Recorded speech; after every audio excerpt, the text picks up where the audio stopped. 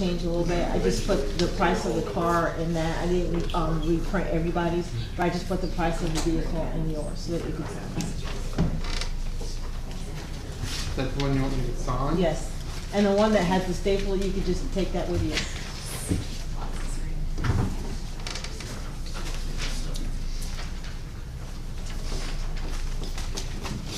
See Lamb. Doing Good to see good to see you too. It sure is. Hey, Drew Griffith, nice to see you. Good to see you. Good to see you. Good to see you. How you doing? And you're who? Z Lamb, county manager. County manager. I'm from out of town with the government. You're not the one that came from Elizabeth City, are you? Yes. Yeah. My wife's from Elizabeth City. What's her name? Diane Grimes. But she would have been a Williams, Virgil Williams' daughter. Oh, yeah. Yeah. I knew him. He was a deputy. Right? He was a deputy just before he died. He was with ALE. Get out here. Oh, that one back there, that's Jake. Right next to the wall, that's Jake. He's a good man. And then that one, other one's Tim. The one, hey, Tim. Oh, yeah. That's Tim. Bell. Okay, yeah, man. Yeah. And then, okay, this one right here was the, he's gonna get Victorian tonight.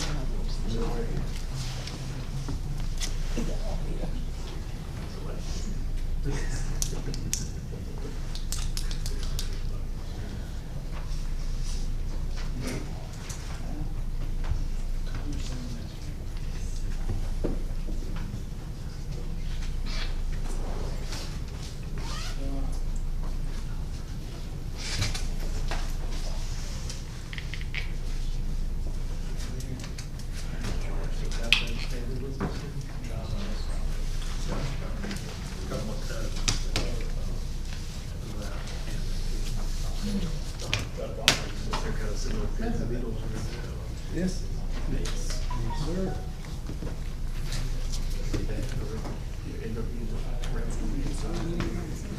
Yeah, the new case officer, the new case officer, Nathan, Farber, the one with the beard right there. You see? That one brought me my package.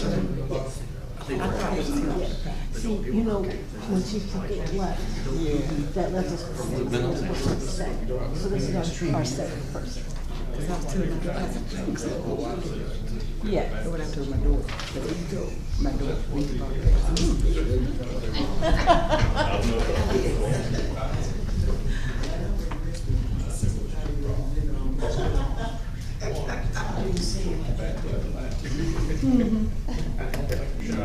They know ain't no danger here.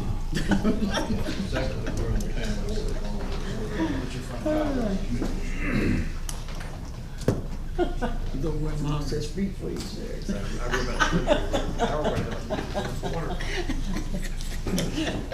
That's too funny. They're talking about you. They were talking about you. Old red little cheeks too. It was good. You hear that, did you? Old red used to say, old red little cheeks too. You get it? Yes.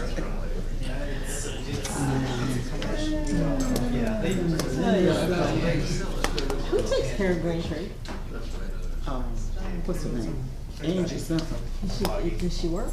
Well, tell you what, she don't go to her work. She does all the work at that Ridgeway. So if you want to find, she's at Ridgeway. Okay, because there was a man from Ridgeway, from Braintree today was complaining about her.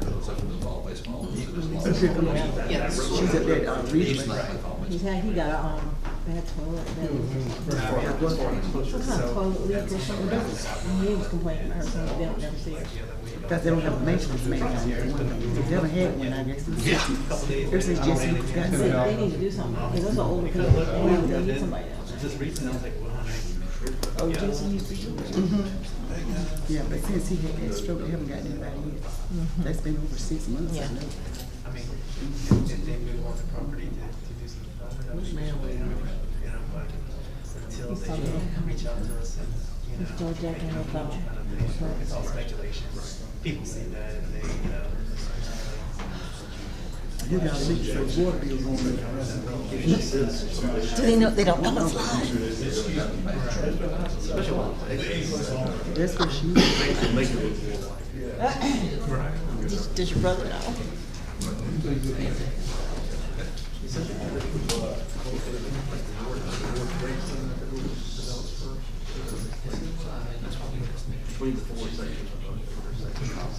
Oh, I know what you're talking about, the quadrant.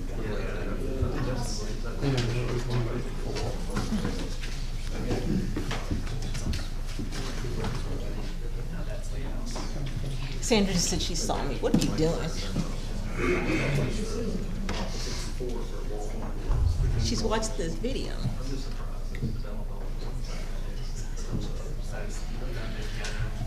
We ready on this side? Yes. Ready? All right, everyone, today is Tuesday, September the 3rd, 2019. I'll ask you to turn, face the flag, stand, leave your hats, and join us in the Pledge of Allegiance. I pledge allegiance to the flag of the United States of America and to the republic for which it stands, one nation, under God, indivisible, with liberty and justice for all. Thank you.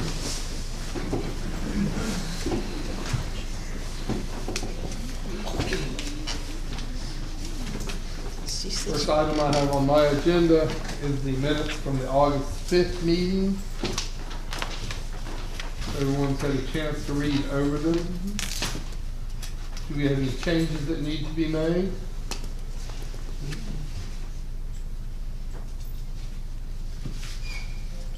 And if not, I'll entertain a motion to approve the minutes as written. I make a motion, we approve the minutes as read or written. Second. I have a motion and a second to approve the minutes as written. If there's no more discussion, all in favor say aye. Aye. All opposed say nay. That motion passes.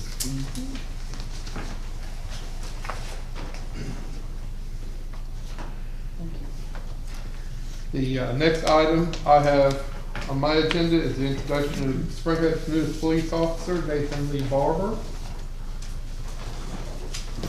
And he will come to the front.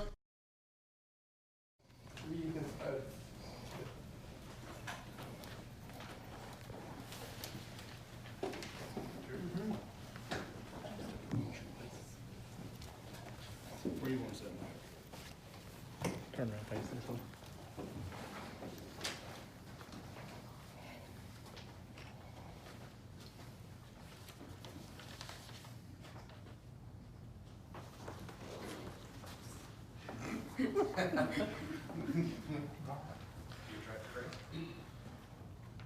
Officer Barber, if you will raise your right hand, place your left hand on the Bible, and repeat after me. I, Nathan Lee Barber, I, Nathan Lee Barber, do solemnly swear do solemnly swear that I will support that I will support the Constitution of the United States, the Constitution of the United States, that I will be faithful that I will be faithful and bear true allegiance and bear true allegiance to the state of North Carolina to the state of North Carolina and to the constitutional powers and authorities and to the constitutional powers and authorities which are which are or may be established or may be established for the government thereof, for the government thereof, that I will endeavor to support, that I will endeavor to support, maintain, and defend the Constitution of North Carolina, maintain, and defend the Constitution of North Carolina, not inconsistent not inconsistent with the Constitution of the United States, with the Constitution of the United States, that I will not be influenced that I will not be influenced in any manner in any manner on account of personal bias on account of personal bias or prejudice, or prejudice, and that I will faithfully and that I will faithfully and impartially and impartially execute the duties of my office execute the duties of my office as a law enforcement officer as a law enforcement officer according to the best of my skills, according to the best of my skills, abilities, and judgment, abilities, and judgment, so help me God. so help me God.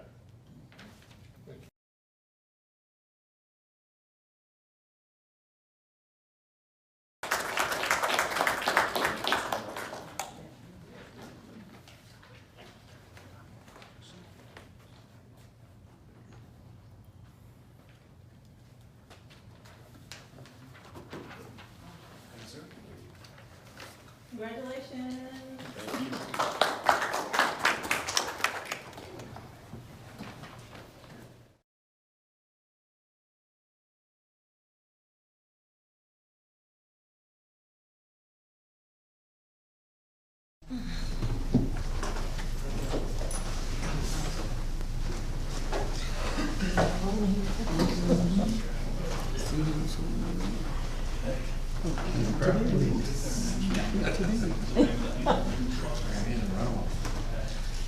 The next item we have on the agenda is consider action to the addendum to the interlocal agreement for the Spring Meadow Park.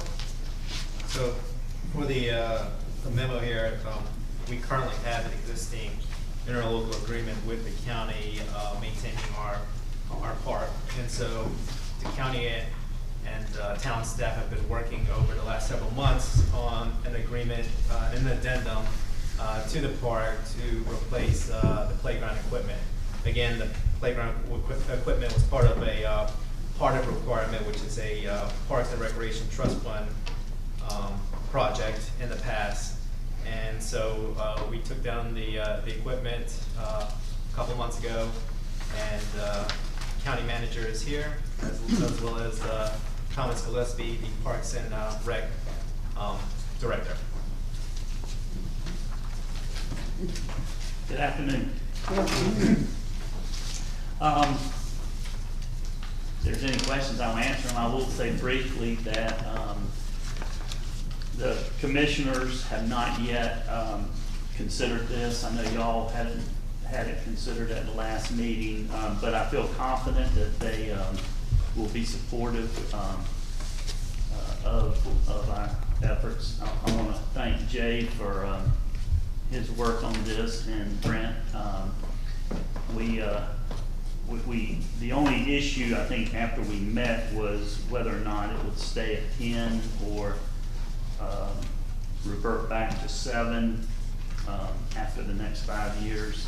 We felt like, given like this year alone, we made some improvements that cut into. We would have been in the black after this year, last year, but there's always things that need to be done. This year we replaced ballast and some bulbs and the pole lights, and put in some basketball goals. So we always are going to have things coming up.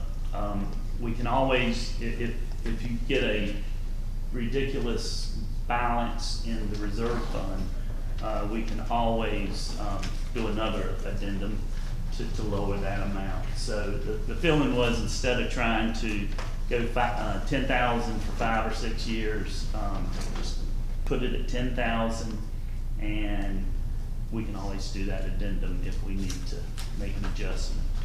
But the commissioners are very thankful for all y'all do.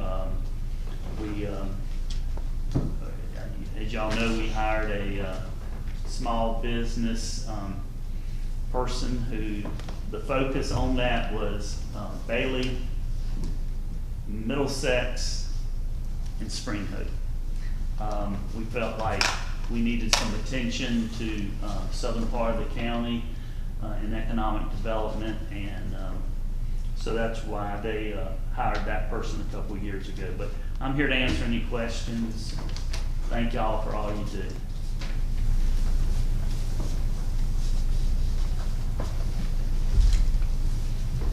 So basically what we discussed last month was that it would go to 10 and stay at 10 forever. And we had an issue with that. I had an issue with that. And Jay and I went and met with Z. And so for the term that it takes to cover the cost of the playground equipment, we'll put it at 10. At the same time, we're going to be, like Z was mentioning, we'll be evaluating what our annual expenditures would be outside of the playground equipment. So it might be $2,000 or $3,000 a year. I mean, the major improvements already been done with the bathroom renovation. That was the major improvement. That was kind of where we started this whole agreement. So once this playground equipment is covered and paid for, that's what Z's talking about. We could go back with those evaluations and lower it, maybe even possibly lower than the original 7 for what we've been paying. I mean, that 7 was established, I think, to cover the bathrooms. So we could come back and do it even lower, so, with their willingness to look at future addendums to lower that based on what the true expense is, and the fact that we need this playground equipment with the others that were deemed unsafe by inspectors and it needed to be replaced. I mean, it was wooden and it was older. So, I mean, it served its purpose. It was great for the guys. But wood, wood's gonna get old. Following up on that, if I could, Brent, the Commissioner, on the agreement states that, say a future Board of Commissioners did not want to change to 10,000, you have a 60-day, I believe, out. So you can cancel the agreement with 60 days notice at any time. But I'm sure that future board will work with you, setting that future amount at a reasonable amount.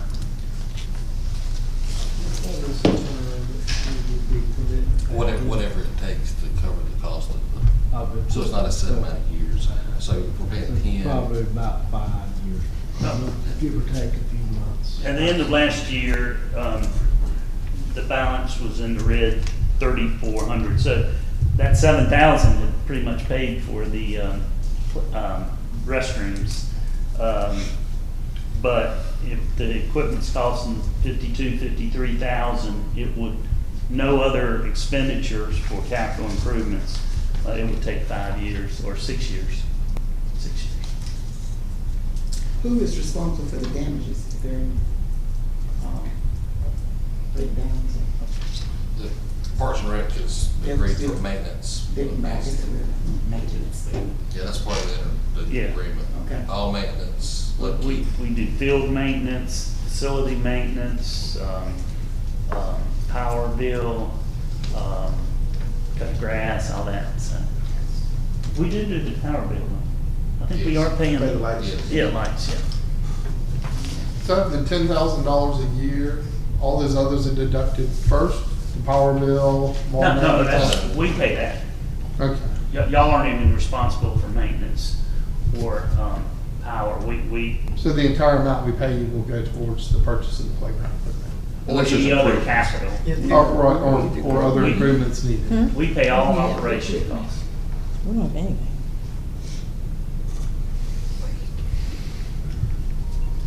And you're still waiting for the county to approve this If expenditure? y'all approve it tonight, we're gonna take it to my board, on next Monday when they meet.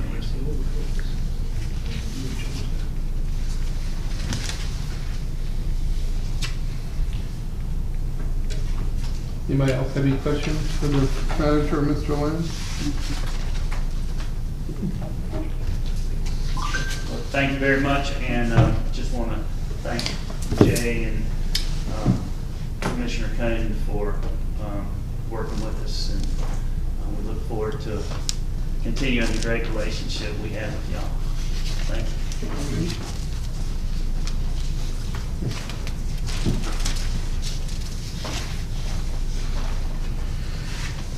Is there any action we wish to consider on this addendum?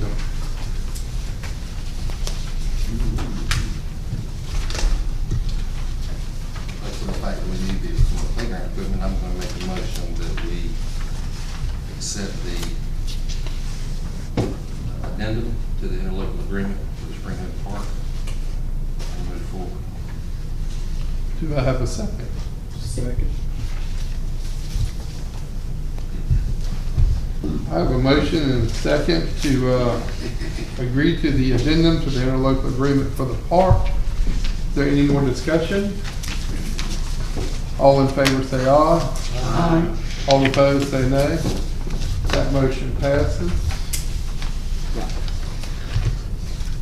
The next item I have on my agenda is consider action for the capital project budget ordinance CMAQ project.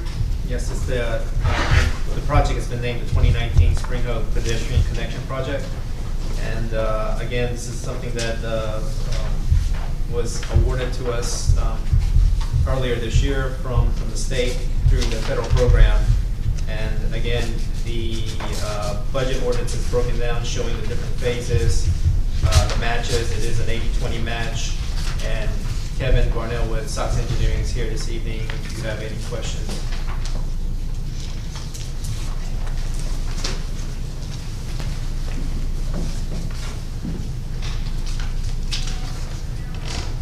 Kevin, can you get up and explain all of this to us? I will certainly try. Good evening, Kevin with Stocks Engineering, and I guess we helped Jay prepare the actual documents to give it to be awarded this grant. I'm assuming what you're looking at is the CMAQ funding, where it's got the phase, professional engineer, right of way, and construction. Is that what we're looking as far as dollar amounts? Yeah.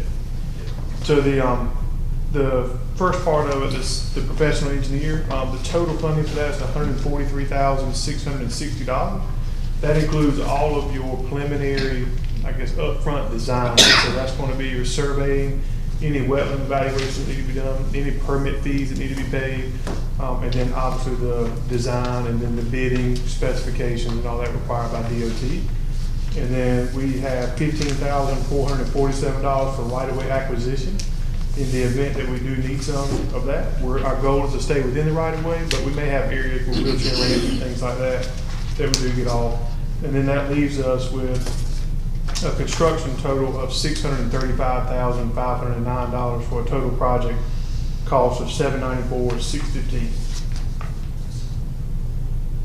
And of that, the local match is $158,923.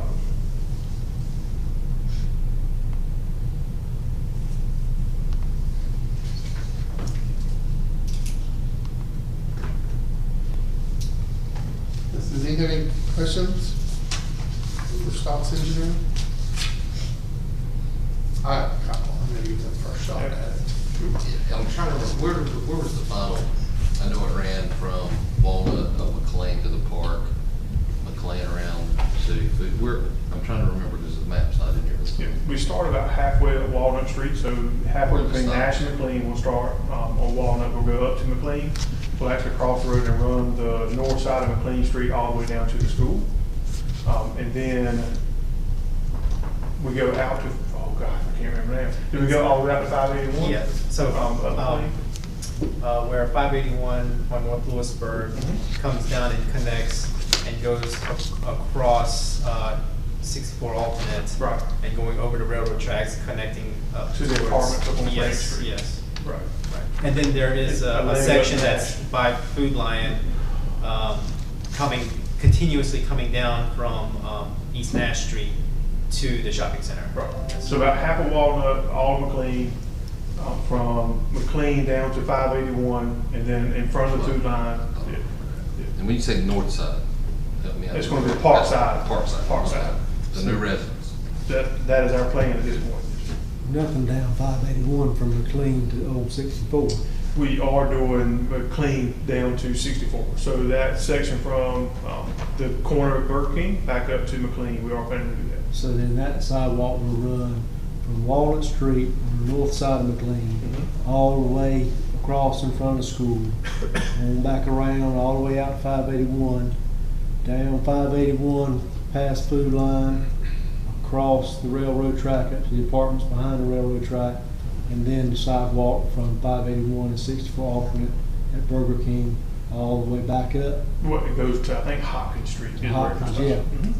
But on McLean, it doesn't connect all the way back there. We're just making the connections to the existing sidewalk as well, coming down Hopkins, right? So I think that's right. I don't Yeah. think we do the section past the school, kind of behind Right. the food line. No. Okay. That little residential section, we don't go there. We actually just circle up and connect back to the commercial. Okay. So then you're not doing all of McLean. Not all of McLean, that's right. Basically McLean to the school. Correct. And we'd have to look at the map to make 100% sure, but that is correct. At what point in time would we get plans to see where the sidewalk's going to look at and show, have the public come in? We have schematic plans now that show the outline that we turned in for the application package that we could look at and talk through. But actual design plans will be after the survey, and we're probably looking at spring of next year.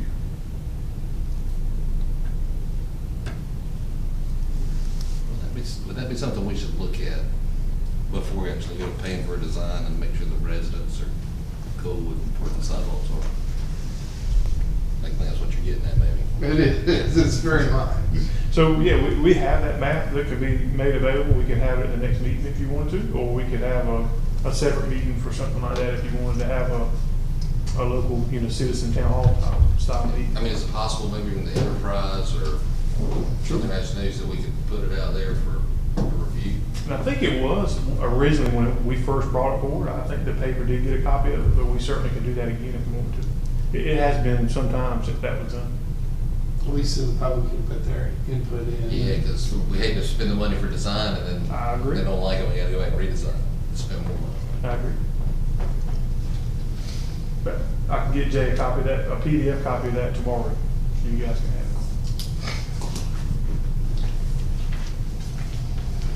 Anybody else have any questions for Scott?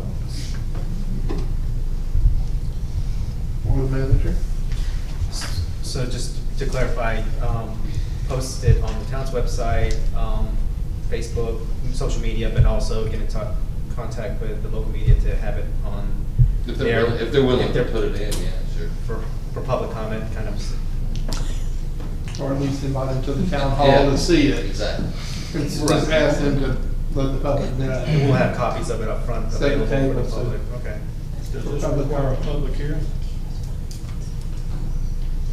I think just to let them come and see, and then if we hear enough, then definitely a public hearing after that.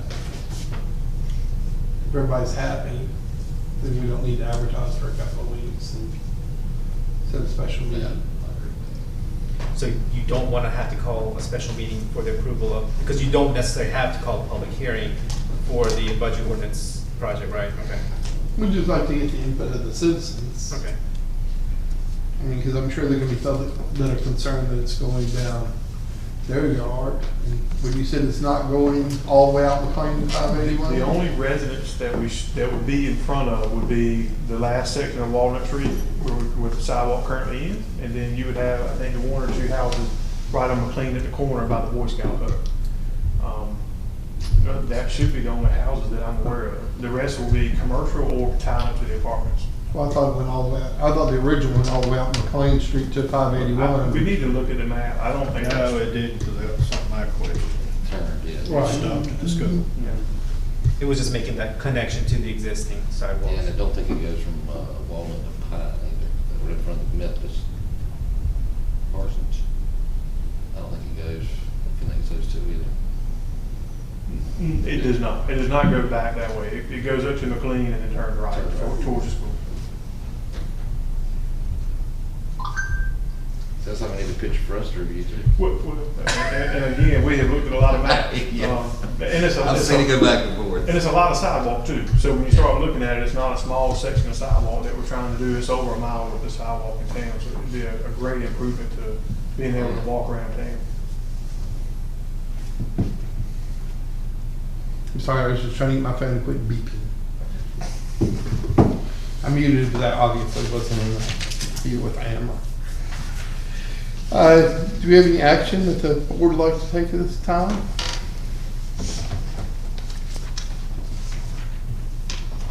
I make the motion that we postpone this until the next meeting when we look at maps. And then bring any kind of comments that I have from town hall to you all. Okay. Do I have a second to that motion? Second. All right. I have a motion and a second to table this item until next month's meeting. Do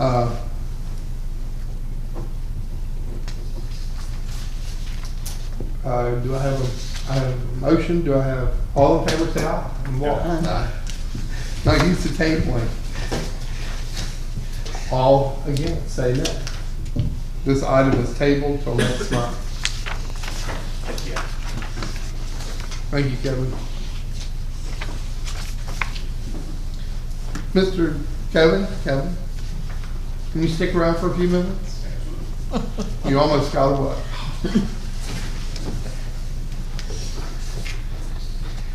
Next item I have on the agenda is the 2020 census. This is just more of an informational kind of memo. And again, we just want to start letting the public aware that the census is coming up. And we've received, I guess, flyers and packets from Nash County as they're making an effort with committees that have been set up with the assistance from the federal government and the governing census board.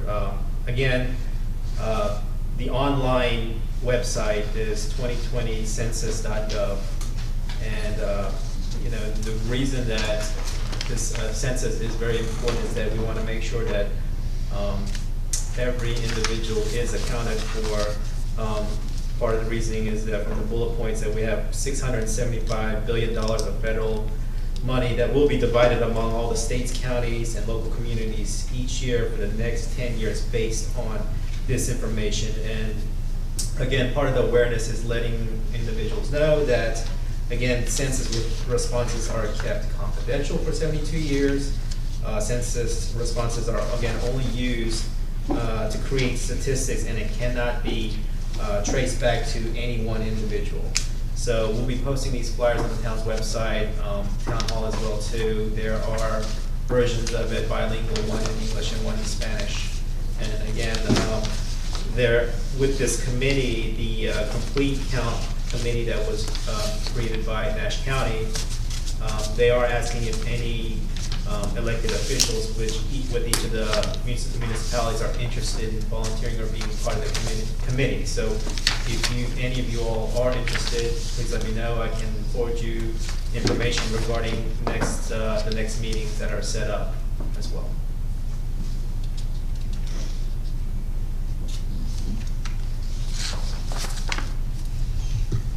All right. Okay. Next item I have on my agenda is updates from the Chamber of Commerce. Not tonight. Next item on my agenda is the report from the town attorney. I have nothing new to report to the board today. We'll move on to environment. Good evening, how y'all doing? A total of 212 work orders were completed in August 2019, which there's a little list there that kind of breaks down the summary of that.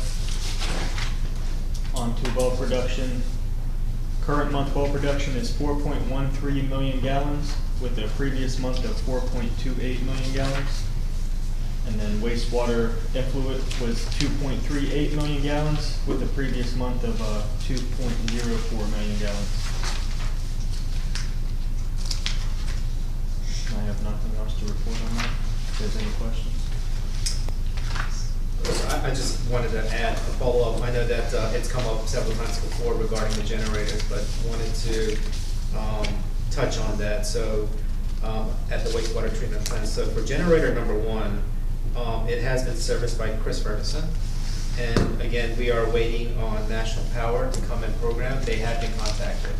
So again, that is the last step for it to completely run on its own. They've been some testing, but again, the last part is just a programming situation so that when the generator does kick on and when power comes back on, that after it runs for about a lot of time of about 30 minutes or so, it should then disconnect or kick off. So again, the last part of that work that we need to do now is just have it programmed. As for generator number 2, that we have in the process of getting a PO for the clock timer, and that's the last item that we need to fix the issue with generator number 2. Is National Power doing that work also? I don't know. The only one I know of National Power doing work on was generator number 1. I didn't know if I can get you an answer on who's doing the work on number 2. Would they need to program that as well too, similarly to what happened? Probably. Okay. I mean, it would be a lot more economical to have not one service call and do 2 jobs than 2 service calls. Okay.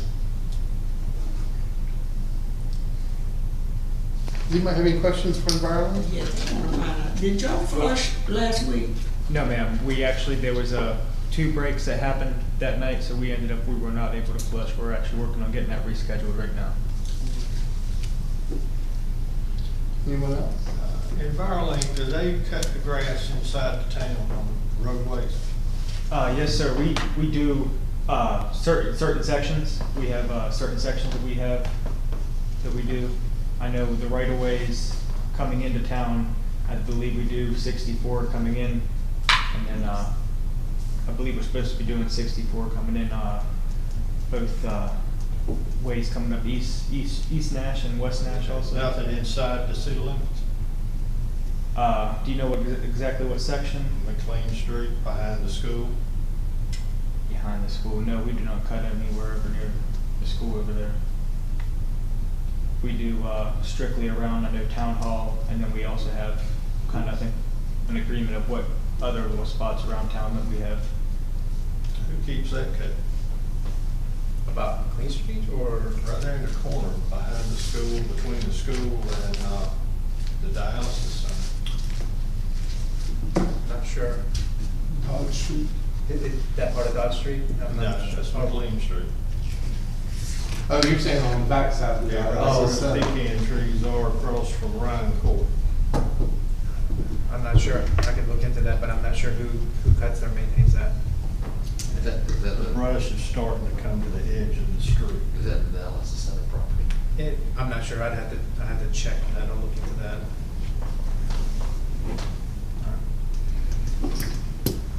I have a question, since you said something about grass. I was gonna bring it up later on. I can bring it up now since he's here. The ordinance about cutting his grass around town. You all send letters out? Yes, ma'am. So you send letters out and still the whole summer no grass cut? What's going on? They are, well, No, they so ain't cutting it. one of the houses that have gotten a complaint about is down Main Street, and so we can't find any individual who actually owns the property. I think a lot of the heirs or whatever have passed away. So we do bids to get the lowest bid, and so what I typically tell staff is that they have to contact and get 3 bids. Once we get through that phase, and also waiting the allotted time period, we are kind of left up to the contractor to come in with their schedule and they cut the grass. And sometimes they're pushed back with other schedules that they have, but we're kind of dependent on them once we select the lowest bid to come in and cut the grass. Well, I've got some here, grass has not been cut the whole year. The whole year? Does it take that long? If you've got some lists of the addresses, then we can look into that. Please. Yeah. And we can talk afterwards, and then you can give me the list and I'll follow up with that. Because, anyway. That's not such a pleasant sight out there either, right, the library. So I don't know who's supposed to take care of that. I see grass growing all around the flowers in the middle of the beds and everything. And that old devil dog place there, the grass back there has not been cut all year. I mean, if you ride and drive around town, you should be able to see it. I see it. So when we hire contractors, add it to the taxes? Say that. It's added to So the- yes, we pay the contractor to cut the grass, and then we put a lien on the property. So is somebody paying those taxes? There's an assessment put on their taxes, and if there's somebody, like there are some places here in town, there's a few houses where people are paying taxes and they have to pay us. Once, when they come to pay for their taxes, then they also pay their assessments. And that's what the grass is gonna be, an assessment. I know that I knew. The reason I was asking you and asked you to stay, because is it something that you all not doing, or is it something the town not doing? If you could get me the addresses and the locations, I can figure that out for you, ma'am. And Right. I'll make sure that we keep up with what we're supposed to be. I'm just wondering, had the town reported to you about the grass being cut, or Yeah. are you all just fail not to do it, or have they failed not to let you all know? They only cut tail property. Well, I'm talking, is that town property over there? Mm-hmm. The library. Yes. Right. Yeah. The depot area. Yes. That's town property. Yes. Mhm. Yeah, if you're talking about the flower beds, is that what you were saying? Mhm. The flower beds, I'll make sure that we have somebody. So he said he contract all route. Yeah, like say over there back, back behind, The Devil Dog. Dog. I know Okay. that's private property. Yeah, right, and that has been cut once, but, I mean, it takes, we have to get all these different, contractors, we have to get all these bids, she has to send out a letter, and then after they don't answer, then it's another 2 weeks for trying to find bids. It takes four Well, or that 5 needs to weeks. be Why do we have to Yes, it get does. It bids? takes Why too don't long. we just get EnviroLink to cut it? I mean, if they're not cutting the grass, charge them whatever it costs, cut it right in half. That's right. Cut it and send them a bill. Okay, I We would get have to get a bids. bunch of bids. yeah. Maybe And that'll that's every encourage them to cut it time. themselves. Yeah. Mhm. What is the ordinance with the grass cut? Look, I mean, there's some rules that say that you have to get bids. There's certain rules about products versus services. Right. So this will be a service. And then there are exceptions to the rules for small towns. So assuming that we can, then we can work on getting that. Right, if we can, if it's not, if it's legal, then I would say Yeah. that's just. Right, we just need to check and make sure.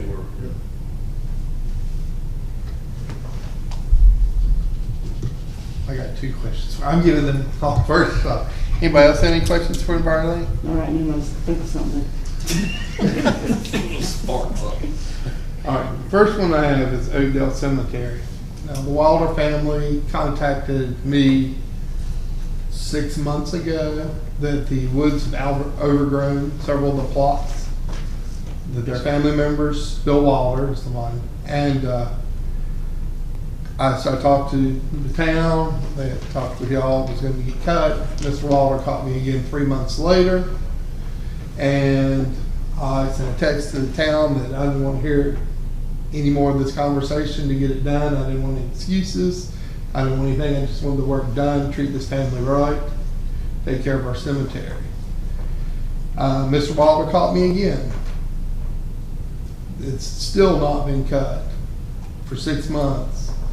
He's in bad health. He's concerned that you're gonna have to dig half the grave in the woods. And it's overgrown far enough that it's overgrown the path and 3 or 4 of the family plots. So it's multiple feet of their family plot that's in the woods. Yes, sir, and I did get that taken care of today. It is, I have pictures too, and I know Mr. J went out there and he got pictures too. But I got that pushed back to where all the thicker trees are, trees wider than 5 inches, 6 inches, I have it pushed over. I mean, I agreed to meet Mr. Wilder on a weekday because he's not free on the weekends, and I've not been free for the last 3 weeks to go out there. So when I call him, I'm hoping that this is done to the family satisfaction, because this is months. Do you want us to submit the pictures? No, I want somebody to meet Mr. Wilder Okay. and his family and make sure they approve. I'll schedule something with them. And if I can, I would like to be a part of that also. That's fine, and So I so, do apologize. Because I understand the first time, a completely different section of the cemetery was cut back, his lot was completely missed. Yeah, that was my misunderstanding, because I thought it was a different section, because we weren't sitting out there face to face, which I do apologize for that time. Right. The next item is, I know we brought this up with Jay, and I was told y'all were having conversations, and that's why I asked Kevin to stay with Doc's Engineering on the well that is supposedly contaminated and closed down. What headway have we made on searching and solving this problem? We reached out to the state to get their response, and we have not heard back as of today. So I'll follow back up with him again tomorrow to see if we can get a response. Essentially, right now where the well sits would not be approved if we were trying to get one approved today because of how close it is to the stream. So we would need to see if we can reopen that well, if there are any issues. And this is a lot of follow-up before we start really spending money on investigating why it was closed to begin with, other than the contamination. And then, making sure that we can TV inside the well and make sure the case is still good. So before we start spending the money, we want to make sure that the state's not going to have any big issues with us trying to restart that. So right now, we're waiting for the state to respond. Because my issue is, in the past couple of months, we've had 2 close calls with water shortages here. And it's my opinion that the board's gonna spend money, that we make sure this water infrastructure is done before a penny is spent on the CMAC project. We've not had the sidewalks I don't know that there's that big a push, but we need water. And I know I did go when the county tried to buy our water system. And I'll let you know, because they told us if we sign on with the county or we have a well problem, the minimum is gonna be double the water rate we're paying now. They expect the minimum to be $100 a month per household. So for the amount of families that are living here on fixed income and the seniors, I do not want to sit at this table or on this board if we're affecting their ability to purchase food or their meds over paying for water. And if we can run a worthy water system here and keep our water costs down instead of giving them to the county, then I'd like to see it continue like that. Because I know if they're depending on Roseville and Rocky Mount, if anybody goes over there during the summer, you see it at 70 or 80% drain. And we get to that point, then that's, you know, if that's the water we're depending on, it's a sad day. Mr. Varnell? Yes, sir. I can't see you. Yes, sir. Thank you. Now, some of the stuff you were talking about, can we go ahead and do it without approval of the state to check cases and stuff like that? We can. So we can certainly go ahead and do our own well investigations and all that, start checking the case and the camera. What we have to do is send a TV down into the well to see what we can see. See if it's filled in from the inside, if there's anything left to use. But again, if the state says no, there's some issues on my side of just where it is, the state would not approve that well today. And with it being shut down for as long as it has, I'm not so sure they're going to let us just start it back up. Now, in their system, the well still exists, it's just not operational. And we haven't turned in any testing reports or anything like that for several years. So it's not necessarily a new well, but in their eye, they could certainly see it that way. And I just don't want to see us spend $3,000, $4,000, $5,000 investigating a well that the state immediately says no. So let me reach out to them again one more time tomorrow, and then we can certainly start. And that I didn't process. follow what you were saying. I understand now what you're saying in reaching out, because, yeah, if they say no, there's no need to. That's right. I don't want to spend the money to go look at something that they say, no, we're not going to allow back on. Like I said, the biggest issues are, one, we don't own the property where the well actually sits. So we have to actually do some protection of the wellhead. So right now, we're supposed to contain 100 feet around the well, and we don't have 100 feet around the well. And the other issue is how close it is to the stream. There's a stream channel about 20 feet from the well. Today, we'd have to be over 100 feet from it. So there's a lot of things now that wouldn't be allowed where that well actually sits. It's a great producing well. It's just not in a location they would approve today. But it wouldn't grandfather clause in. Maybe, and that's what we're kind of hoping. The fact that the well's already there, we just want to get it back up and operational. We're not changing anything, not doing anything different. But the issue is there's no power, there's no well house anymore. I mean, there's a lot of pieces and parts that are missing that we have to figure out where they go if we don't control the property near it. So, Where is that well in question? it's actually on Ash Street, Pine Street, Poplar Street. You're right. So we got the one on Ash Street that's up in operation. So one street over on Poplar Street, right at the property line at Strickland and Quinlan. So it's back on the left-hand side as soon as you cross the little creek there. And you can barely see it. There's a pipe that comes out of the ground now. It's really all that's left. So the old, all your power supply, all of that stuff is now gone. It's just really that wellhead. I think it's all that's left. It's at the intersection of Poplar. It's not at the intersection. So you go Poplar north, like you're going to Strickland Equipment. Yeah. The property that he owns back in the back. As soon as you cross that little bottom, it's right there on the left. Okay. And at one time, I can't remember the exact numbers, but Ash Street is our largest producing well, produces around 100 gallons a minute, and Poplar Street did almost identical to it. And the other thing is the two could affect each other. So they are close together, they're one block apart. So you have your highest producing well sitting beside the other one. So there's just a lot of things that we'd like to check before we actually went and said, yes, this is where we want to go invest our money.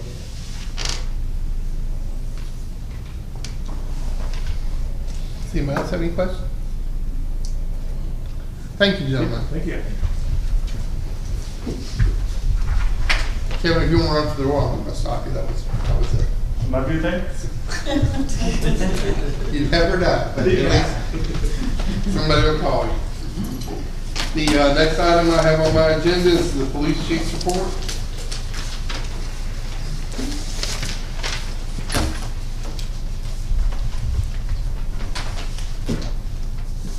On August 2nd, Lieutenant Proctor responded to a larceny on the 400 block of East Branch Street. That is still open for investigations with no suspects at this time. On August 3rd, Officer Wilson was dispatched to a subject who had been beaten up and robbed after purchasing some alcohol and leaving on foot from the L&L gas station.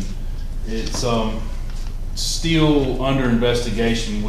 There's a couple different avenues that we're looking at on there, but the investigation is going to be tough because the gentleman that was robbed was highly intoxicated and can't give any description on anything, can't advise any direction, and we did not have a K-9 on duty at the time, nor was there one in the entire county working, so we are working on that as good as we can with what we have, checking video surveillance and stuff like that from the gas stations.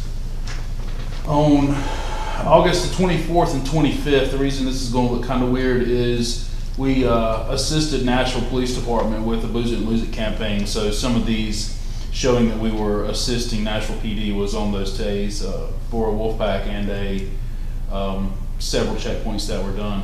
So on August 24th, Officer Radford assisted Nashville PD with a checkpoint, charged Emmanuel Green, 26, from Rocky Mount with possession of marijuana and carrying a concealed firearm.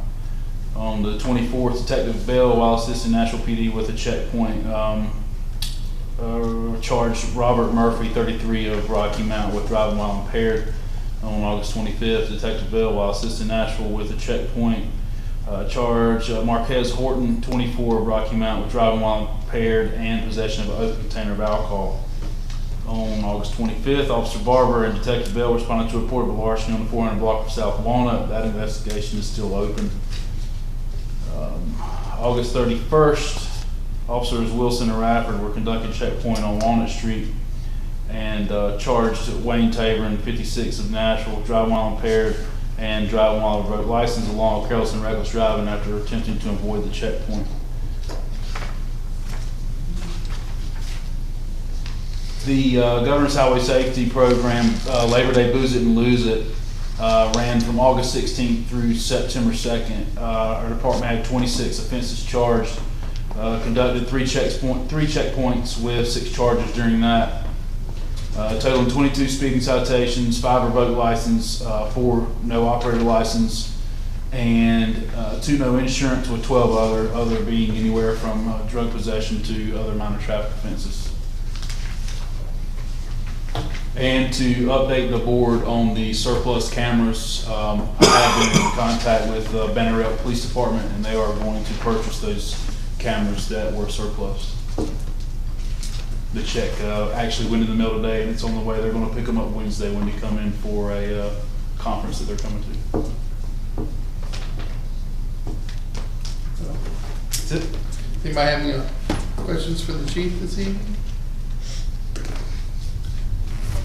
Thank you. Next item on the agenda is the manager's report. First item I have is a workshop that is coming up held by North Carolina Main Street, the Rural Planning Center. It's going to be held on September 26th on Thursday in Smithfield, and it's a 3-hour workshop on recruiting retail businesses to small communities. Again, Susan Phelps with Nash County as the economic development recruiter will be attending. She reached out to me to see if I was attending as well too, so we'll both be there. Again, some of the folks who are going to be speaking at this workshop will be the Economic Development Director for the City of Eden and also the Director of Economic Development for Rocky Mount Area Chamber of Commerce. Any questions?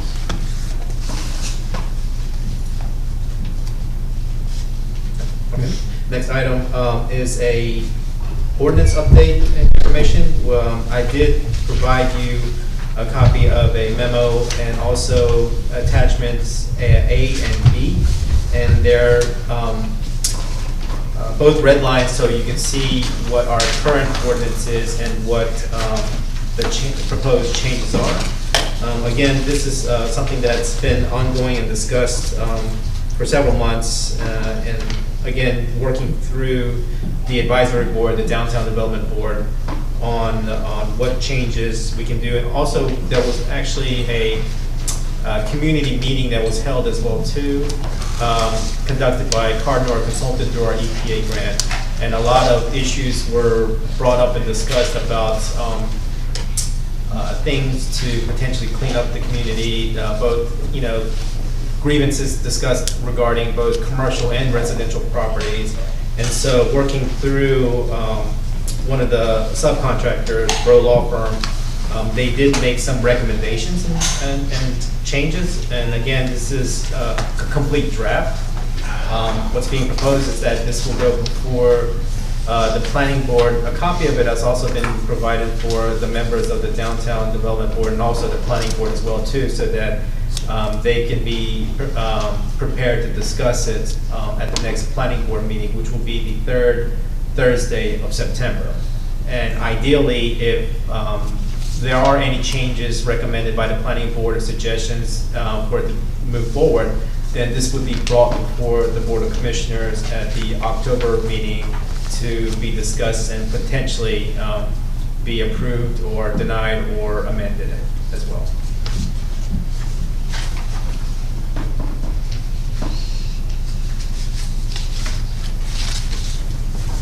So just to clarify, you're giving this list tonight to give us a chance to review. Yes, so no, this is not any action that's to be taken on tonight, or this is just a review, a draft, to show you all what's being potentially proposed. I know that, again, one of the consultants that had discussed some of the issues of people complaining about what you could do with both residential and commercial properties. One of the things that had been mentioned was that, in certain parts of our ordinances, they might have been lacking as far as any teeth and what we could do for abatement. So this is, again, the product that they have produced. So who drew this up? Who drew this up? The Bro Law Firm, they have a couple of attorneys, land use attorneys, who looked at our ordinance. We gave them the directive of what we were looking for, and they made modifications. And this is more or less talking about the buildings, right? So all the dilapidated buildings. Actually, we're talking about grass cutting in there. That's it. I mean. And that's another section in attachment B, public nuisances. All right. Oh, my gracious. Also, I read a paragraph here. It said on memorandum, Fowler, and as you already know, adopting these ordinances is only a first step. The Springfield Board of Commissioners will also have to commit the financial and staff resources necessary to make enhanced code enforcement successful over a period of years. What kind of finances are you talking about? So what he's referring to is, and we had discussed in the past at some of the different meetings, was a part-time code enforcement officer. So we had reached out to that individual. Again, nothing has been done because, again, we're wanting to strengthen our ordinances before we hire a part-time code enforcement officer to assist the town. And again, that's being budgeted through the Downtown Development Board line item through the budget. Now, I told you how I felt about that before, right? Hiring somebody outside, right? Yes. So you're not expecting this board to agree to pay, I don't know what the rest of them going to do, to agree to pay for a part-time employee just to go around, scout out these old buildings or whatever? Well, that initially it was a short-term period where the plan is to have a part-timer. Once we have our ordinance in place on what we want to do to strengthen the code enforcement parts of that, then the plan would be that we would have a part-time code enforcement officer to work probably within a span of a year or less. And then once we have a lot of these, first of all, a lot of it is awareness. You want to let individuals and the folks know that we're making some changes. There's some grace period, letting them know what we're doing. But once the enforcement starts, then what we're hoping is that a lot of commercial property owners and residents will fall in line and realize that the town is wanting to enforce some of these new potential changes. And so I'm not expecting to have a long-term, multi-year line item dedicated to the code enforcement officer. That's just to assist me initially on getting this going, and then I will be taking over that as well later on. So as a temporary. I disagree with that. Anyway, that's my opinion. I don't have one. That's all I got is one. All I have is one voice and one vote. And I'm against that. And because I surely think that then what are you going to do? Even if the town would enforce something saying that after so long you're going to lose your property if you don't pay taxes, whatever you say. What are we going to do with it? We can't fix it up. It takes money to fix it up. It takes money to tear it down.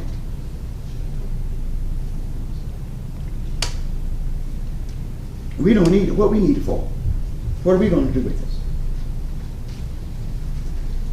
Am I in order? You're speaking just fine.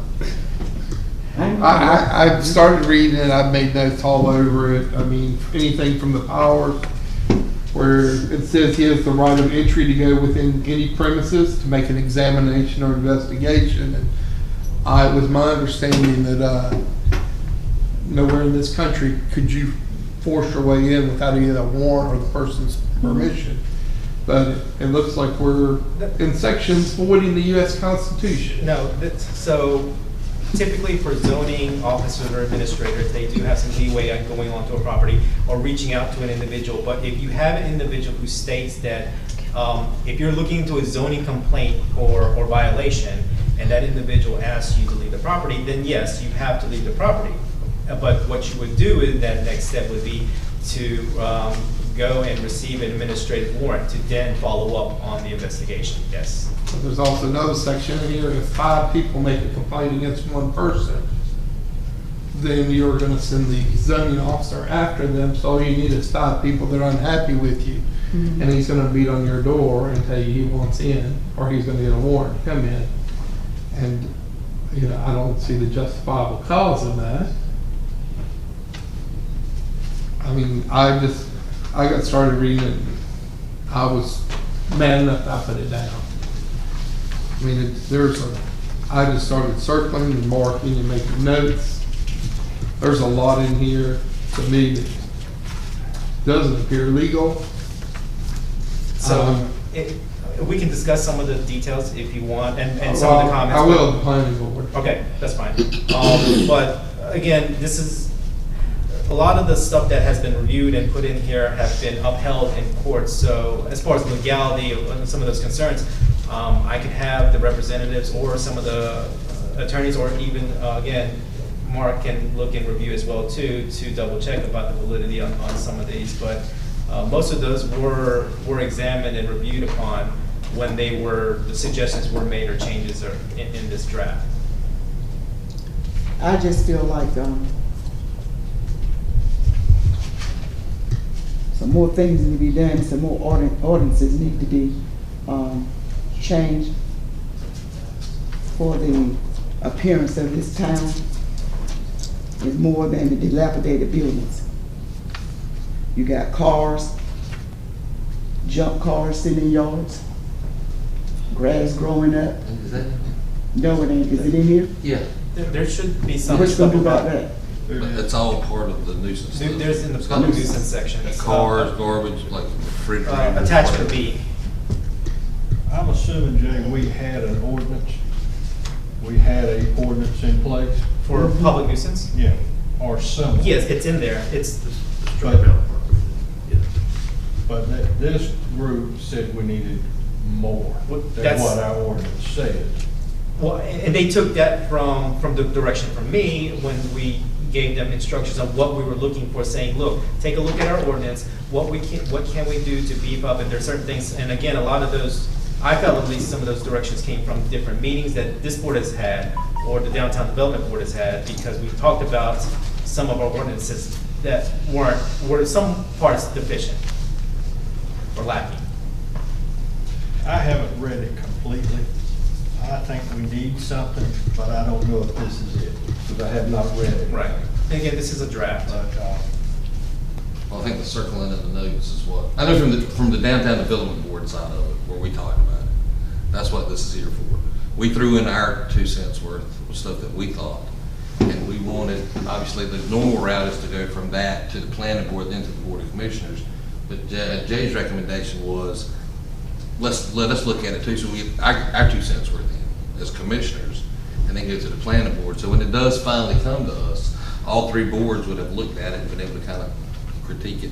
So like some of the things Buddy's talking about, they can get answered or changed or whatever we need to do. But based on comments we've had before about letters going out about commercial buildings that walls are falling down and burned down houses around town that need to be cleaned up, and it's things like that that have kind of sparked all of this. And that's where the big discussion, it kept leading to that when we were in the Downtown Development Committee. And so we just felt like we needed to start beefing up ordinances to be able to do it. As far as, you know, like us seizing property and stuff like that, what would we do with it? We sell it at tax value and sell it to somebody that would fix it up. Do an auction, have a public auction, and it's gone. And maybe they fix it up, because I guess our thought process was we don't want it, if it stays like it is, status quo, it's gonna always look like that and get worse. The grass is not gonna get cut, there's gonna be junk and messy.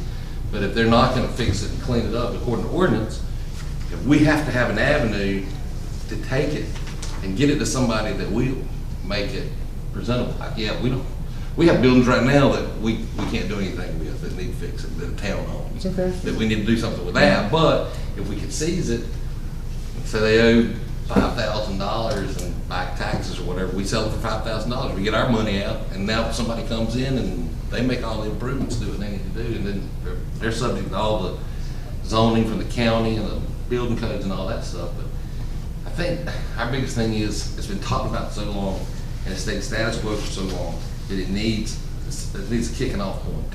And we're just trying to put, from the Downtown Development Board side of it, we were trying to put something in place that just sparked the conversation, to get it, to drive it to, and whatever it ends up being. You're right, Rachel, this may not be it, but I think there's some things in here that might spark to the right thing, so that we can get it there, that when it goes to the planning board and it comes back to us for a vote, there's not a lot of discussion and disagreement, it's just. And I'm not trying to rush this process, right? So let's just say that ideally it comes back in October. Well, you know, we're getting a lot of feedback from potentially three different boards, 2 advisory boards and 1 board of commissioners. It may take some time to incorporate all of the feedback and discuss with the consultant and attorneys and such. So don't feel like that the October meeting is like a hard deadline for this board to consider. Again, if it takes a little bit longer, then we can follow up, you know, in November as well too. So I just want to let you all know that as well. I think my concern is, and we have discussed this in previous board meetings, is that we've got some issues, and you have approached them with letters, you've approached them personally, and they just kind of look at us and say, what are you going to do? Yeah. And that's kind of where I'm at. You know, what are we going to do? At some point, we got to do something. That's kind of where I'm coming from with that. You know, you want to develop the town, you want to develop downtown, but you got to develop some of this stuff that folks see first coming into town. You know, and that's the grass cutting, that's the junkyards and the houses that are about to fall down there. And the folks don't seem to care. Some of them are dead. We probably don't even know who actually owns some of them. There's so many heirs, and the heirs have died. And maybe this is, and I say maybe this is not exactly it, but this is a step toward what we may need. But anything we put in, we got to be willing to enforce it. That's the problem. Because I think we got policies and ordinances now that we do not follow, we do not enforce. And that's, I think, one of the biggest problems a lot of towns have got. It's one of the biggest problems the state's got. It wants to adopt something new, but it doesn't enforce what it's got. But we got to have something that's got some teeth to it, and ours may not have had enough teeth. So I just remember that we had a board meeting here one night, and we were talking about the very same thing we're talking about that is in this ordinance. And my memory serves correct, and I believe that it does, that Jay and the lawyer supposed to be sending out some letters and giving Nash County. Y'all remember that conversation? What happened? That was a start right there. So for some of the burned out properties, yes, they did act on it. One of the individuals on Walnut Street, I had to speak with an individual multiple times, but he did get around to pulling a building permit from the county. And then it took a little bit while, but he did get started on the project, and now he has completed the building as well too. So I don't know if he's living in there now, but he just recently came in and paid his taxes on that property, so it's been remodeled. Yeah. So Looks good. Good. Yeah, looks good.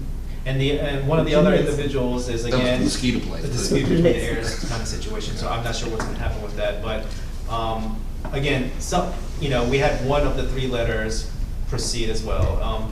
With the third one, they did finally finish tearing down the building, but the materials are still the materials are still laying on site. So. And we've got some other properties here in town, and like Brent said, some of them we own. So, one of the things we might need to do is clean our house first before we do too much with anybody else. But I think it has to start somewhere. I think we all need to do homework like Buddy did, and go through and circle. I mean, Man threw it down. Really, I'm saying Yeah. circle and things that you see that don't look right, that can be different, maybe. I mean, I would tell you all to go line by line, even if it's one that has no red line, it's nothing in this section shall be construed to impair or limit in any way the power of the town to define and declare nuisances. So, whether your neighbors. If you guys want to get me a list of the ones that we own, whenever I get community service workers, I can send them over there. Oh, this is probably behind community service. Well, I mean, picking up trash, pulling weeds. I mean, they're going to be doing the work anyway. So if you just want to give me a list on that, I can definitely do that. And sometimes in the past with the weeds that are in the depot area, in the bush area, I know that when I spoke with Joe Wilkinson, who's part of the tree board, he did say that, if we can get some of those community service workers to do, and they have assisted at times, but it hasn't been a consistent, number of folks being available, whatever, at the time. So he's asked and he's offered, so we have that option as well too with some of the and even if we've got an elderly family that can't do it, and that's one of the complaints. I mean, as long as we got the homeowner's permission, we can go take them over there. I mean, I can do whatever with that. So I just need the addresses and what I need to do. I mean, within reason. I mean, they can't go cut trees down and stuff like that, but definitely pick up trash, fill up trash bags, and pull weeds. Thank you. And I thought I had a bunch of notes. I looked over at Commissioner Lucas's. I didn't start writing notes until the second page, and she wrote half across the first page. Now, Jay, you cleared up something tonight because and you said that you didn't expect us to make a decision tonight. Because I was like, what plans you come off? You think I was going to vote on this tonight? We have to have a public hearing before all that. So no, this was within the manager's report as just an update, as courtesy, letting you all know what's coming up, what's being discussed. But it sounds like everybody's on the same page and wants the same thing. And so this is a starting point. We can all take it home and do our homework and get it figured out like we think it ought to be. So that's what we'll do. You have one last item on your list? I do. I'm sorry. So for the land use plan update, Stuart Bass with the Upper Coastal Plains COG has been working and leading on this project. Unfortunately, he has left his position. He's gone to work for a COG up in the western part of the state.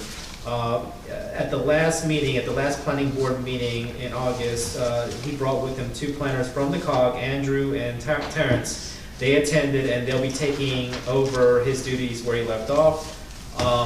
They have stated that they are planning to keep on schedule with the track so that this can be completed by the end of this calendar year, which was originally set. So I just wanted to let you know that Stuart unfortunately will be available in the future.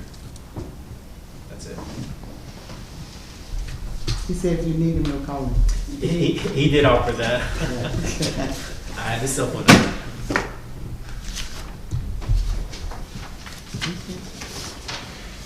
The next item I have on my agenda is to schedule the Board of Adjustment meeting. Yes, so there could be, I know there's at least one item that might be coming up, will be coming up, potentially maybe two, but again, we have to have sufficient time for some notices for that. So two of the dates that came in mind to give us that time period was looking at possibly Monday, September 23rd or Thursday, September 26th as possible dates for a next Board of Adjustment meeting, if either of those could work for you all. What was the first Monday day? the 23rd? 23rd. Yes, Monday, September 23rd or Thursday, the September 26th.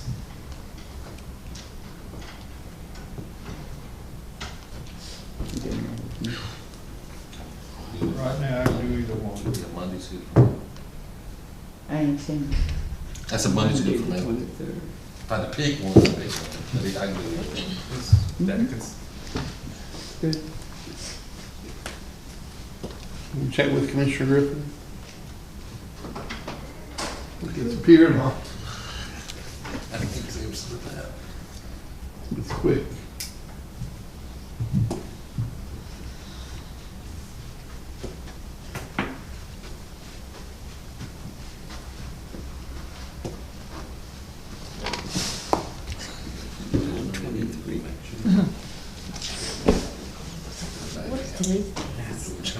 Yeah.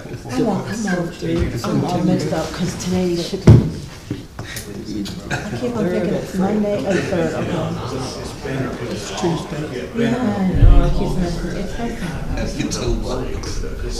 I got a 4-pound cheers. Wait, that's on Monday. The 23rd.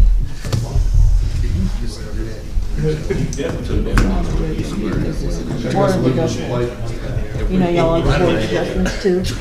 Were we on that? Yes. What question got coming up? You know, he never said. Not gonna tell you that. You're not gonna tell us what's coming up? Yeah, can you give us an insight? What's coming up? Potential variance requests, we're looking at some apartments that are going to be subdivided, but the way that you subdivided the lines and stuff like that, it might not meet some of the minimum setback requirements because they're already built as is kind of situation. So that's one of the things. The other might be another variance request for building on a lot that's smaller than what the minimum standards are, but you have a certain percentage threshold, but within that certain percentage threshold, this one just falls underneath it. So the board does have discretion to consider a variance request to build on a lot, a smaller lot. We've come up with a possible date of 9/23. That is a Monday. Monday. I will probably, yeah, that should work for me. May be tight, but that'll work. The other option was Thursday, the 26th, that same week.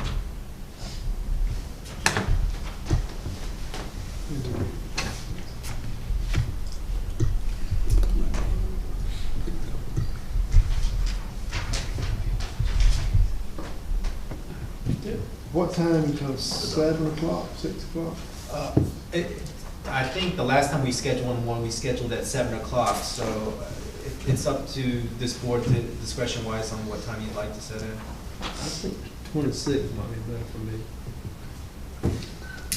This is 26.